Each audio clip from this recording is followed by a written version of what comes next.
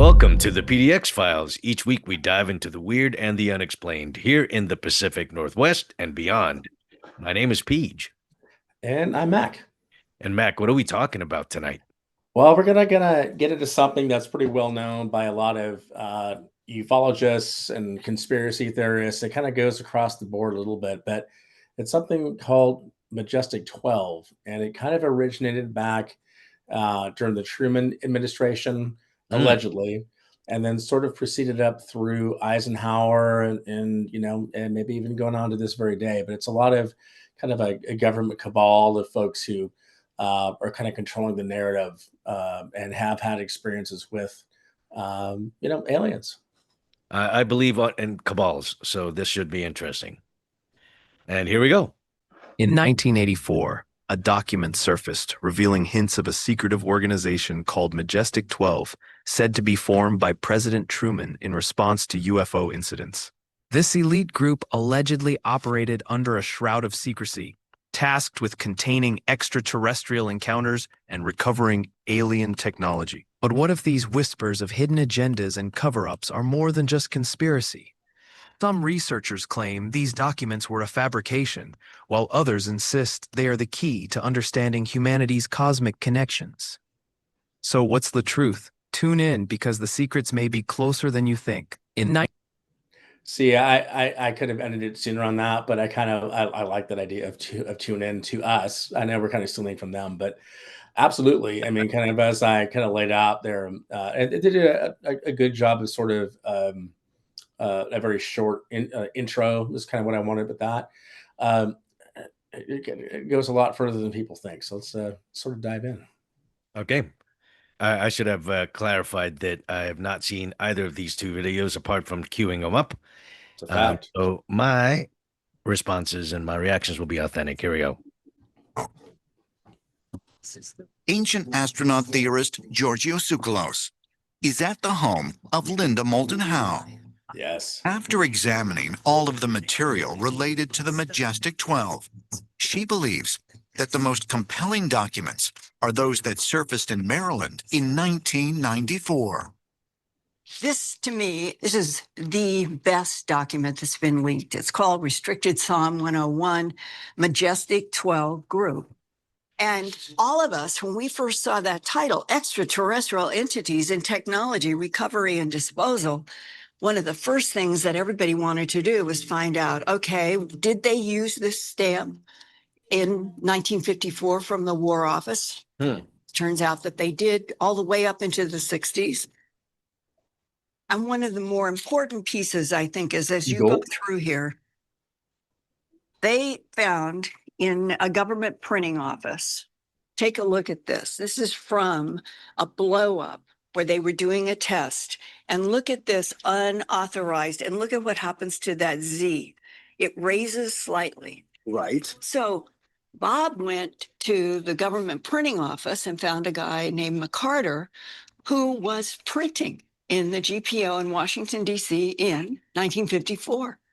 And he took one look at this text and he said, this was done on a monotype. I used it. The Z would collect. I never heard of that. That's why the Z's would print raised. So different steps have been taken to authenticate this document. Yes. The fellow who I spoke to, he fortunately had been a long time employee of the public printer. McCarter. And had actually worked on the kind of presses that he thought were appropriate for this document. He said, based on the printing, I'd say it clearly was printed on one of the presses in this building or in this basement of the Pentagon in 1954, which is what it says. Yeah, I mean, now it's from a book that they're showing this kind of like a printout from, but I have seen other videos that kind of talk about it's on both sides, where you can say that maybe it was it was a more modern typewriter, because this came out in the 1980s when they were saying. Right. So, they're trying to radio carbon date kind of where the the typewriter came from, but they kind of are as kind of like the proof of this.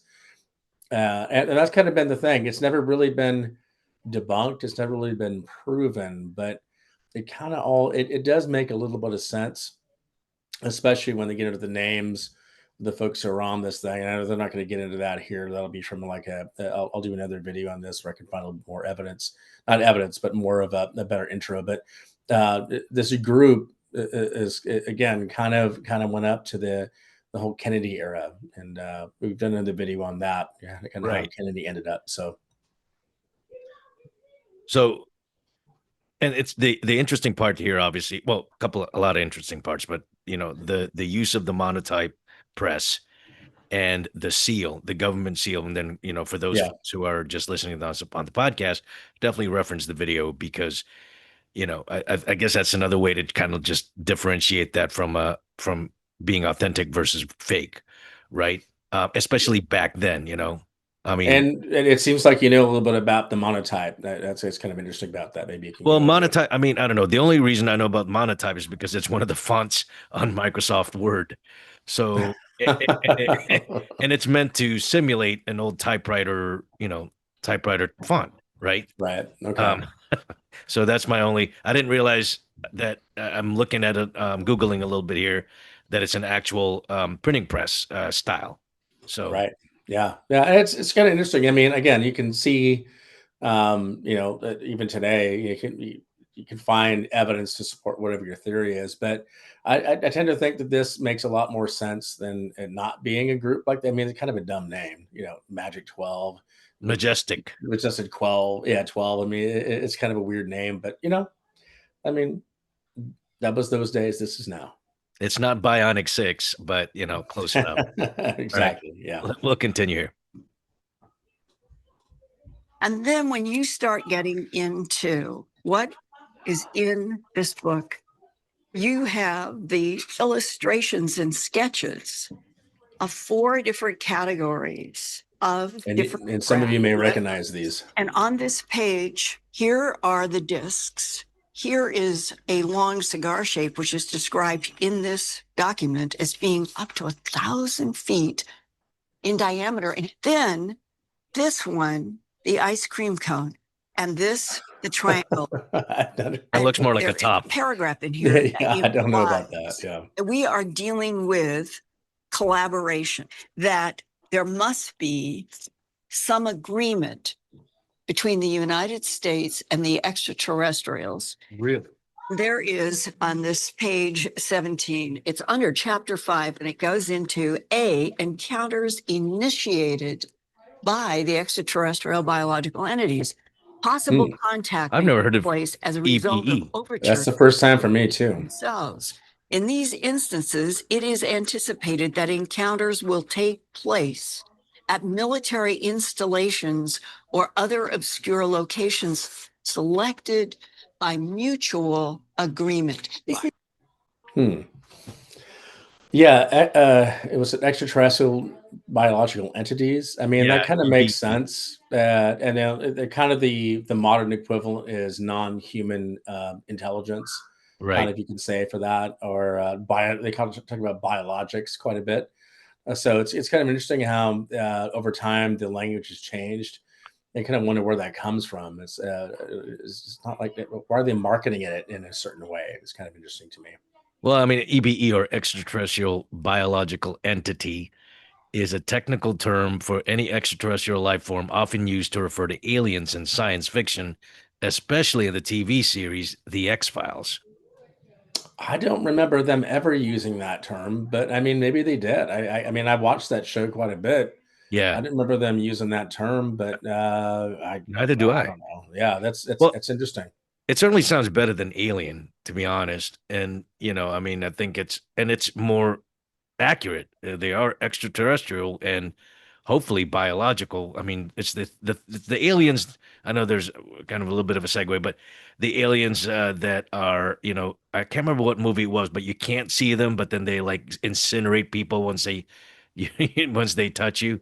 You know what I'm talking about?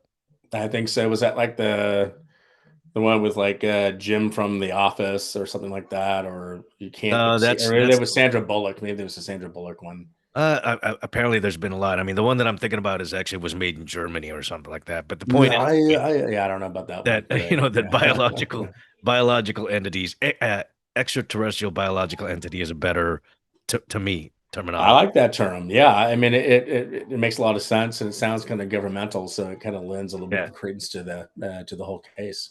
But Sakalas, what is he? Is he what is he? Paleo? What is he? He's not a scientist. He's an ancient alien theorist. Oh, okay. Yes. Got it. He's a character. I mean, like, he's always got that poofy hair or whatever, and I'm sure that was made for I kids. agree, but I mean, a lot of the stuff he's talking about makes a lot of sense. Not necessarily everything he says, but some of the theories behind it, like the Nazca Lineage. That'll be a whole nother episode. We got tons of content to go through, but All right. yeah, he looks ridiculous. She's had a lot of plastic surgery. It doesn't mean that they're wrong. All right, let's continue. By mutual. Yeah, Wow. 1954. According to the Majestic 12 documents, the men who made up this group and were in communication with beings from other worlds included top scientists, government officials, and high-ranking military personnel. In 1954, President Eisenhower supposedly met Oh, with that's the great Wheels in granddaughter. Palm Springs at Edwards Air Force Base, otherwise known as Muroc. And there's a lot of whistleblower testimony about his presence at this meeting. He was just as probably alarmed or shocked as anybody, realizing the larger picture. But with all the whistleblower testimony about these different encounters, I pretty much side on the fact that he did make contact. I think that's pretty impressive. That's his granddaughter. That I didn't even see that in this little snippet here. That's interesting. And there has been forever lots of lore around Eisenhower. Like allegedly, there was a story that Eisenhower met at some Air Force base and had a meeting with aliens, but it was described in the press because they had to like log down why he was missing or like what he was doing for that day. It's like he had like an emergency dental appointment or something. That was the reason why he was missing that day. That he was allegedly meeting with aliens on some Air Force base. So yeah, there's all sorts of stuff around Eisenhower, definitely, and they the industrial and military complex and all that kind of stuff. He's kind of an interesting dude in a lot of ways, not just for ufology, but history in general. Well, it's definitely interesting, this Majestic 12, and the fact that, again, the terminology that was being used back then seemed even more, I don't know, more appropriate to be used today, but are not being used today. So it kind of, it's sort of like it makes sense how much they buried this, right? And Yeah. I mean, obviously, if it is true, it's going to be interesting to see more, if any of more of it comes to light, right? Like right now, especially with the emphasis from some of the folks in Congress. Was that? I mean, a couple of videos ago, Yeah. we're talking about that footage. Yeah, I mean, I feel like and one of the one of the slogans or whatever, like basically the ball's in the government's court at this point, right? Because there's so much out there already.